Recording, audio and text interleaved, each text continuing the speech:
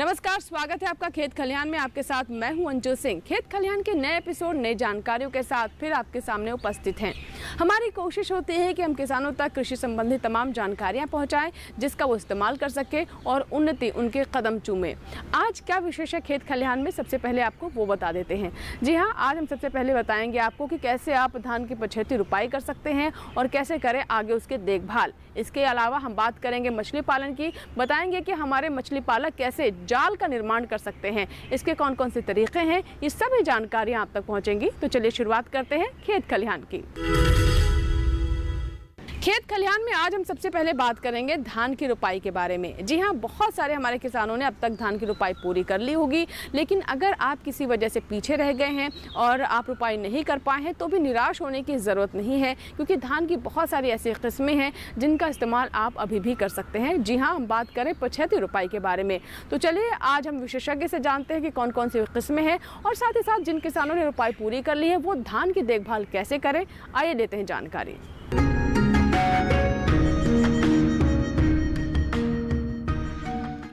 किसान भाइयों और बहनों, नमस्कार। धान हमारे देश की प्रमुख खाद्यान्न फसल है और लगभग 84% धान खरीफ के मौसम से हमारे देश में पैदा होता है। इस बार मानसून थोड़ा देर से आया हमारे देश में, लगभग 10-15 दिन देरी से मानसून आया, जिसकी वजह से कुछ किसान भाई हो सकता है रोपाई ना कर सके हों। खास करके जो किसान भाई वर्षा आधारित धान की खेती करते हैं तो वहाँ पर हो सकता है धान की रोपाई ना हो पाई हो। अभी समय है, हालांकि देर हो चुकी है, लेकिन समय है, आप धान की रोपाई अभी भी कर सकते हैं। और जो बरसात का पानी इस समय बरस रहा है, बारिश हो रही है, उसका संरक्षण आप अच्छे से करें। अपने धान के खेतों की जो मेड़ वगैरह है उसको दुरुस्त कर लें और पानी किसी भी सूरत में खेत से बाहर ना जाने दें, इसको आप खेत में इकट्ठा करें। किसान भाइयों, आम तौर पे जब धान की हम रोपाई करते हैं तो 20 से 25 दिन पुरानी पौध का प्रयोग करते हैं। हाँ, अगर हमारी कोई किस्म लंबी अवधि की है, 150 दिन 160 दिन की है, तो उसकी पौध हम 30 से 35 दिन पुरानी भी ले सकते हैं। लेकिन होता क्या है, कई बार बारिश देर से आती है या बारिश बहुत ज़्यादा आ जाती है। इन दोनों कारणों से किसान भाई समय पर धान की रोपाई नहीं कर पाते, यानी रोपाई में देरी हो जाती है। ऐसी दशा में आपकी पौध भी पुरानी हो चुकी होती है और आपको रोपाई करनी पड़ती है। किसान भाइयों, जो पुरानी पौध है उसकी अगर आप पछेती रोपाई कर रहे हैं तो आप कर सकते हैं। अगर आप अच्छे से उसका प्रबंध करें तो ये संभव है कि आप धान की पैदावार पुरानी पौध से भी अच्छी ले सकते हैं। ऐसी दशा में आपको 4 बातों का ध्यान रखना है। पहली बात है कि जब आप पौध उखाड़ते हैं तो उस समय तक पौध काफ़ी लंबी हो चुकी होती है, उस पर पत्तियाँ भी ज़्यादा आ जाती हैं। इस दशा में आप उसको ऊपर से चोटी उसकी काट दें, दराज से या हाथ से। साथ ही साथ जो साइडों में पत्ते होते हैं उनको भी काट दें, क्योंकि जब हम रोपाई करते हैं तो पौधा पानी वाष्पोत्सर्जन द्वारा छोड़ता है, यानी पानी पौधे के अंदर जो पानी है उसका नुकसान होता है। ऐसी दशा में पौधे की स्थापना मुश्किल हो जाती है अगर उसमें सारी पत्तियां हैं, क्योंकि पानी उससे पौधे से ज़्यादा उड़ता है। तो चोटी काटने से और साइड की पत्ती काटने से पौधे की स्थापना अच्छी हो जाती है। किसान भाइयों, आमतौर पे धान की समय से रोपाई करते हैं तो उसमें लगभग 50 पौधे प्रति वर्ग मीटर आते हैं, जो हम 20 सेंटीमीटर पंक्ति से पंक्ति की दूरी रखते हैं और 10 सेंटीमीटर पौधे से पौधे की दूरी रखते हैं। लेकिन पछेती रोपाई में ऐसी दशा में आप इस दूरी को घटा लें, घटाकर ये आप 15 गुणा 10 सेंटीमीटर कर लें।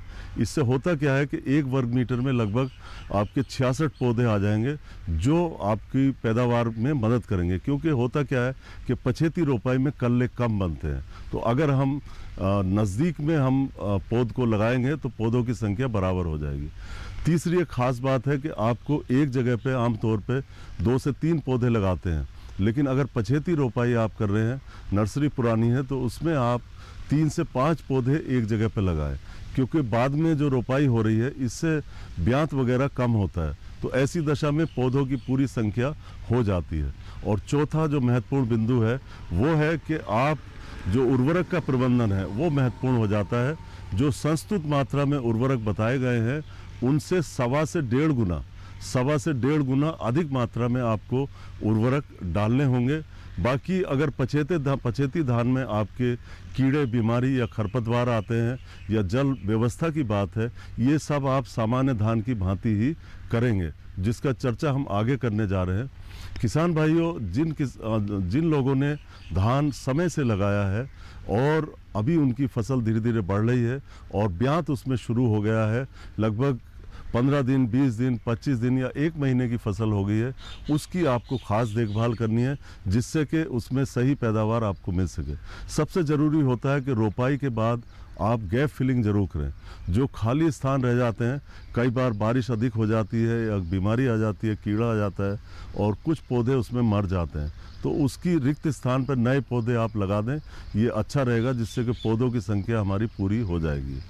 दूसरी तरफ अगर हम देखें तो खरपतवार भी काफ़ी आते हैं इस समय पे, जो समय से बोई गई फसल है उसमें और जो बाद में बोई गई उसमें भी आते हैं, या आपने बुआई की है धान की, सभी दशाओं में खरपतवार आते हैं।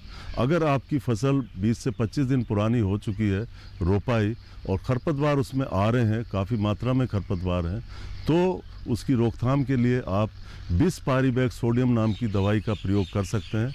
इसकी आप 25 ग्राम मात्रा लें और प्रति हेक्टर के हिसाब से इसका प्रयोग करें। 600 से 800 लीटर पानी में घोल बनाएं और रोपाई के 25 से 30 दिन बाद इसका आप छिड़काव कर दें तो खरपतवारों से मुक्ति मिल जाएगी। इसी प्रकार किसान भाइयों, समय से बोई गई या रोपित फसल में पोषक तत्वों का प्रबंधन बहुत ज़रूरी होता है। इस समय पर कुछ क्षेत्रों में जिनमें धान गेहूं फसल चक्र लगातार अपनाया जाता है और किसान भाई उसमें जस्ते का प्रयोग नहीं कर पाते हैं, तो ऐसी दशा में जस्ते की कमी धान की फसल में आ सकती है। इसके लक्षण किसान भाइयों देखने को आपको मिलेंगे कि एक तो पौधे आपके कुछ मर सकते हैं इसमें। शुरू में पत्तियों पे चॉकलेट ब्राउन यानी कत्थई रंग के धब्बे, छोटे छोटे धब्बे बनते हैं, जो बाद में बड़े हो जाते हैं और पूरी पत्ती हमारी कत्थई रंग की होकर सूख जाती है। तो इस पे आप ध्यान दें, अपने खेत में आप निरीक्षण करें और देखें कि कहीं ऐसे लक्षण तो नहीं आ रहे हैं, या इससे बढ़वार भी रुक जाती है जस्ते की कमी से पौधों की, और साथ ही साथ उसमें ब्यात भी रुक जाता है। और कई बार तो ऐसा होता है कि काफ़ी बड़े हिस्से में जो फसल है वो नष्ट हो जाती है। इसका आप ध्यान रखें और अगर इसकी कमी आती है, आप महसूस करते हैं, तो छिड़काव विधि से आप इस कमी को दूर कर सकते हैं। इसके लिए आप 100 लीटर जैसे पानी लिया आपने, 100 लीटर पानी में 2 किलो यूरिया और आधा किलो जिंक सल्फेट हेप्टाहाइड्रेट, ये दोनों उर्वरक 100 लीटर पानी में मिला लें। इस तरीके से आप 400 लीटर घोल बना लें और प्रति हेक्टर के हिसाब से धान की फसल में छिड़क दें। और ये छिड़काव आपको 2-3 बार करना पड़ेगा 10-15 दिन के अंतराल पर, तो आप पाएंगे कि जस्ते की कमी आपकी फसल से दूर हो जाती है। दूसरी तरफ कुछ किसान भाइयों ने धान की सीधी बिजाई की है, उसमें लोहे की कमी आ सकती है। खास करके अगर खेत में आपके पानी नहीं रुकता है, ऊंचे की ज़मीन में आपने धान लगाया है, तो लोहे की कमी आ जाती है।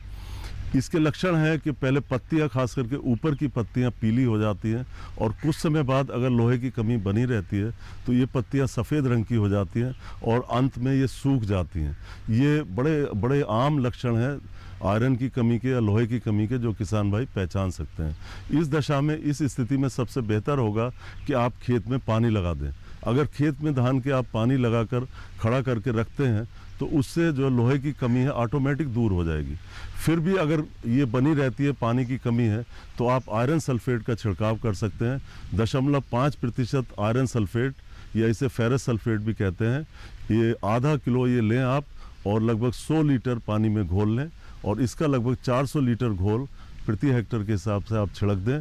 इसमें आप चूना मिलाना ना भूलें, 0.25% के चूने के घोल का भी बराबर मात्रा में प्रयोग करें और 10-15 दिन के अंतराल पर 2-3 बार आप आयरन सल्फेट का छिड़काव करेंगे तो लोहे की कमी आपकी फसल से दूर हो जाएगी। किसान भाइयों, इस समय धान की फसल में सिंचाई व्यवस्था भी बहुत ज़रूरी है। जिन किसान भाइयों के पास सिंचाई के साधन हैं, ट्यूबवेल है या नहर है, वो तो पानी लगाते रहते हैं, लेकिन जो वर्षा आधारित धान की खेती, उनको विशेष ध्यान रखना पड़ेगा जो वर्षा का पानी है उसको आपको इकट्ठा रखना पड़ेगा, और जो सिंचित दशा है उसमें आपको ध्यान रखना है कि धान की फसल का जो खेत है हमारा वो फटे नहीं, मिट्टी फटनी नहीं चाहिए, उसमें बिवाई नहीं पड़नी चाहिए, खेत हमारा नम अवस्था में कम से कम रहे। तो इसके हिसाब से आप उसमें सिंचाई करते रहें। सिंचाई की गहराई आप 4 से 5 सेंटीमीटर रखें, ज़्यादा गहरा पानी लगाने की आपको ज़रूरत नहीं है। जो ज़रूरत होती है पौधे की उतना ही पानी आपको लगाना है। इसी प्रकार धान में इस समय पर कीड़े मकोड़े और बीमारी भी आ सकती हैं। इसमें मुख्य तौर पर तना छेदक कीट इस समय आ सकता है, इसकी आप निगरानी करें। तना छेदक कीट की जो सूंडी होती है, इल्ली होती है, वो तने के अंदर घुस जाती है छेद करके, और फिर अंदर से तने को खाने लगती है, और जो बीज का हिस्सा होता है पौधों का वो सूख जाता है, जिसे मृत केंद्र कहते हैं, डेड हार्ट कहते हैं। इसकी रोकथाम के लिए आप कार्टप हाइड्रोक्लोराइड 4G, ध्यान से सुने, कार्टप हाइड्रोक्लोराइड 4G, इसकी 20 किलोग्राम मात्रा प्रति हेक्टेयर के हिसाब से खेत में बुरक दें, तो जो तना छेदक है इसका नियंत्रण हो जाएगा। किसान भाइयों और बहनों, कई बार धान में बकानी रोग की समस्या भी आ जाती है, और जैसा कि आप जानते हैं कि ये रोग नर्सरी से शुरू होता है, पौधशाला से शुरू होता है और मुख्य खेत में भी पहुंच जाता है। तो इसमें आपको करना क्या है कि अगर आपको लगता है कि नर्सरी में आपके कुछ पौधे बकानी रोग से प्रभावित हैं, यानी ज़रूरत से ज़्यादा लंबे हो गए, इस तरह की पौध का आप इस्तेमाल ना करें। अगर ऐसी पौध का इस्तेमाल करेंगे तो ये रोग आपके खेत में आ जाएगा, और अगर आपको ये लक्षण दिखाई नहीं देते और फिर भी आपको अनुमान है कि इसमें नर्सरी में हमारी बकानी है, तो ऐसी दशा में आप पौध उखाड़ने के बाद इस पौध को बावस्टीन के 0.1% के घोल में 3 से 4 घंटे तक डुबो कर रखें रोपाई के पहले। यानी 1 लीटर पानी में आप 1 ग्राम बावस्टीन डालें और ज़रूरत के अनुसार ये घोल बना लें, और इस घोल में 3 से 4 घंटे पौध रखें, और फिर इसके बाद आप उसकी रोपाई करें तो बकानी बीमारी की समस्या कम आएगी। अगर ये खेत में समस्या दिखाई देती है तो इस समय आप जो बकानी ग्रसित पौधे हैं उनको आप उखाड़ कर खेत से बाहर निकाल दें और कहीं दूर ले जाकर उनको मिट्टी में दाब दें। तो इस रोग पे आपको खास नज़र रखनी है। किसान भाइयों, जैसा कि आपको बताया गया कि अगर आप पुरानी पौध का इस्तेमाल कर रहे हैं, पछेती रोपाई हो चुकी है, तो आपको 4 बातें बताई गई हैं। उसमें सही पौध संख्या आपको रखनी है, दूरी घटानी है उसकी, पत्तियों को काटना है, और उर्वरकों को सही मात्रा में प्रयोग करना है। जो समय से रोपित फसल है उसमें आप कीड़े मकोड़े, बीमारी, खरपतवार प्रबंधन और सिंचाई जल की व्यवस्था अच्छे से करेंगे तो आपको धान की अच्छी पैदावार की प्राप्ति होगी। तो अभी आपने जाना धान की पछेती रोपाई के बारे में और साथ ही देखभाल के बारे में विशेष बातें हमने आपको बताई। इसी के साथ ही खेत खलिहान में वक्त एक छोटे से ब्रेक का। ब्रेक के बाद जब वापस आएंगे तो हम बात करेंगे मत्स्य पालन में जाल निर्माण के बारे में। कहीं मत जाइएगा, देखते रहें खेत खलिहान। छोटा सा ब्रेक।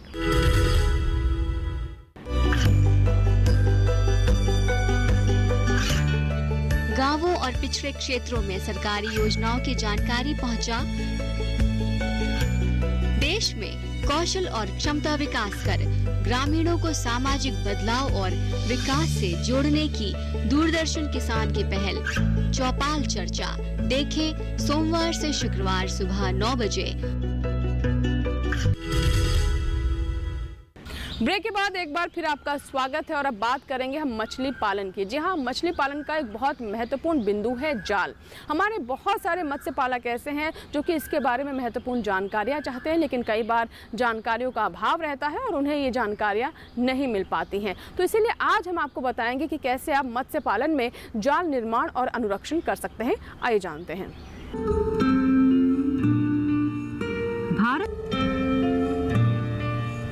भारतीय उपमहाद्वीप के 8000 किलोमीटर से अधिक समुद्र तट है और 2 दशलक्ष वर्ग किलोमीटर का अनन्य आर्थिक क्षेत्र है। देश में सुविस्तृत खुला अंतःस्थलीय जल और मत्स्य संसाधन है, जिसके अंतर्गत 45,000 किलोमीटर की नदी व्यवस्थाएं, 2.7 दशलक्ष हेक्टेयर का नदी मुख प्रदेश एवं आज के हिसाब के अनुसार 3.15 दशलक्ष हेक्टेयर जलाशय संसाधन भी है।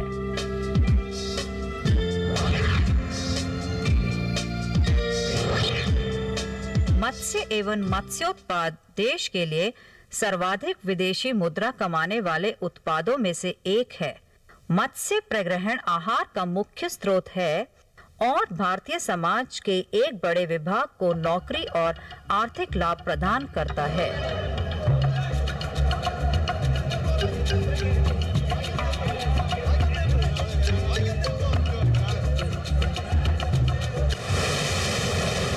मत्स्य प्रग्रहण के लिए पारंपरिक तरीके और नवीन प्रौद्योगिक तरीके भी प्रयोग में हैं।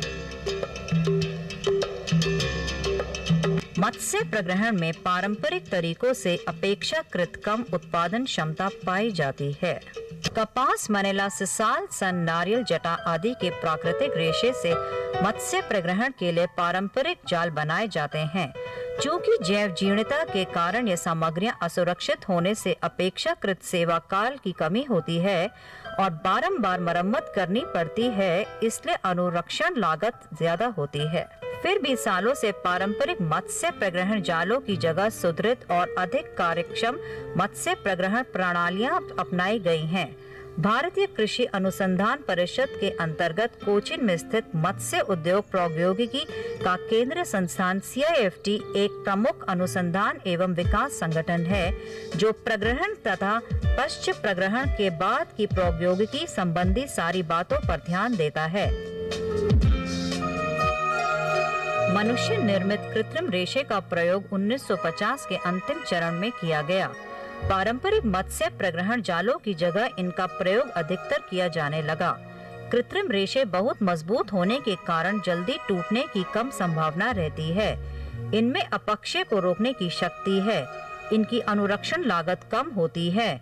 सेवा काल भी अधिक है तथा अभिलक्षण में भी एकरूपता है।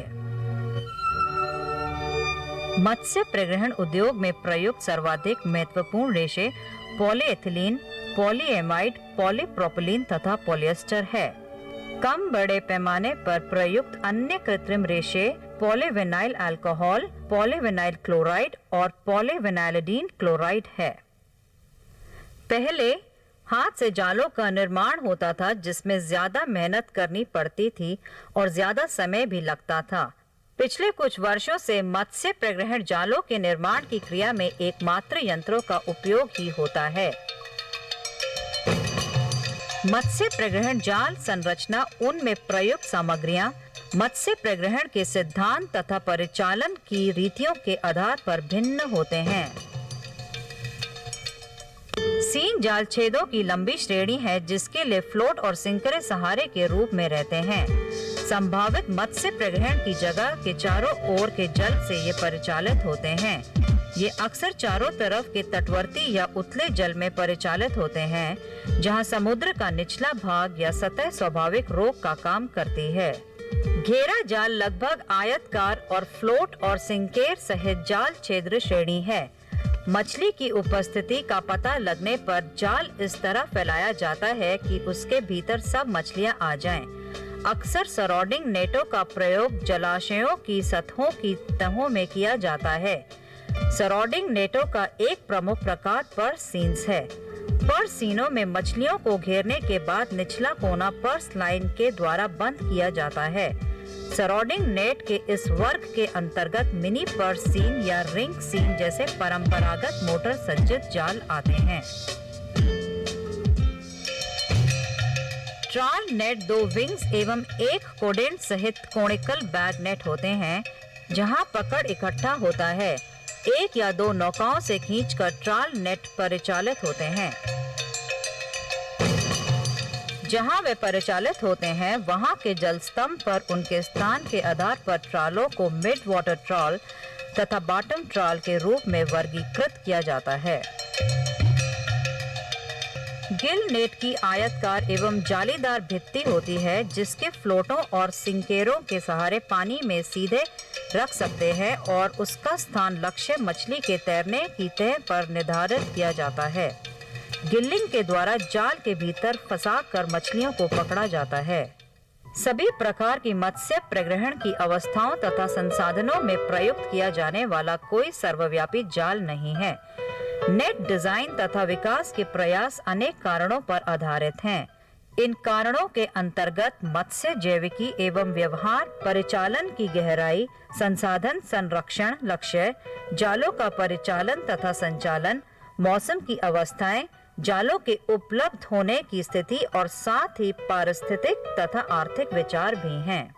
डिजाइनों का मूल्यांकन तथा वर्तमान वाणिज्य मत्स्य प्रग्रहण के जालों की सर्वश्रेष्ठता के लिए एवं सुदृढ़ डिजाइनों के विकास के लिए मॉडल टेस्टिंग का प्रयोग ज्यादा किया जाता है। मत्स्य प्रग्रहण के जालों के डिजाइन ड्राइंग से उनके विस्तार, आकृति, स्वीकृत नामावली एवं प्रतीकों का उपयोग करते हुए सामग्री एवं निर्माण आदि के बारे में उपयुक्त जानकारी मिलती है, जिससे उसी ड्राइंग से समान मत्स्य प्रग्रहण जालों के निर्माण की अनुमति दी जा सकती है।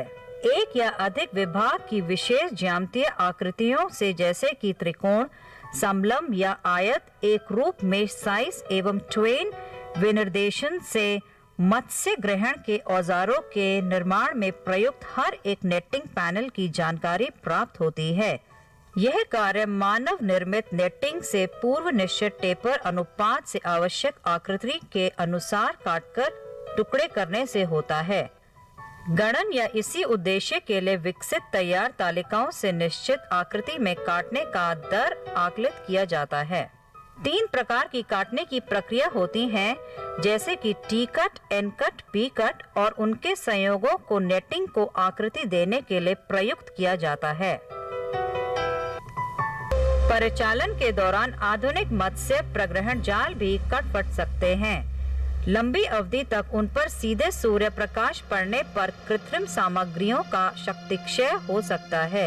मत्स्य प्रग्रहण जालों को टिकाऊ एवं प्रभावकारी बनाने के लिए नियमित मरम्मत और अनुरक्षण अपेक्षित है।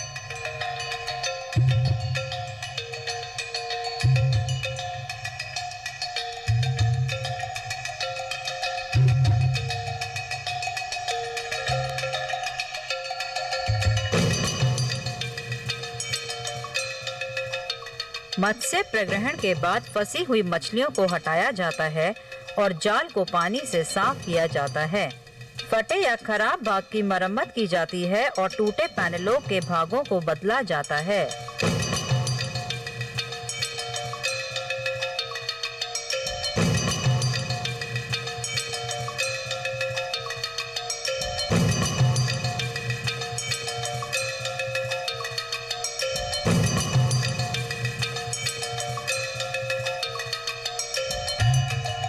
टूटी जाल की मरम्मत का पहला कदम उसमें यथोचित छिद्र बनाना है।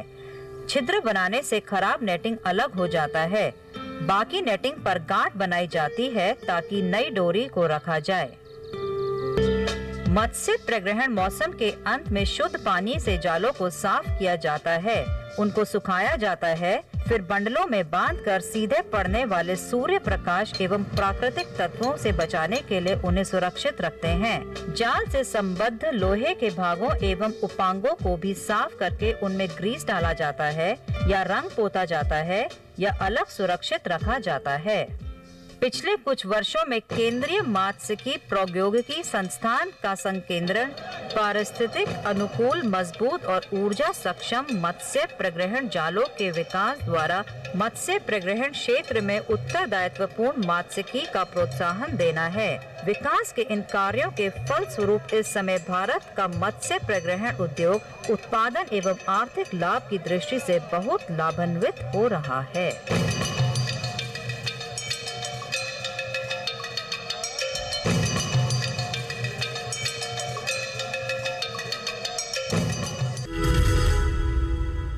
तो अभी आपने जाना मत्स्य जाल निर्माण और अनुरक्षण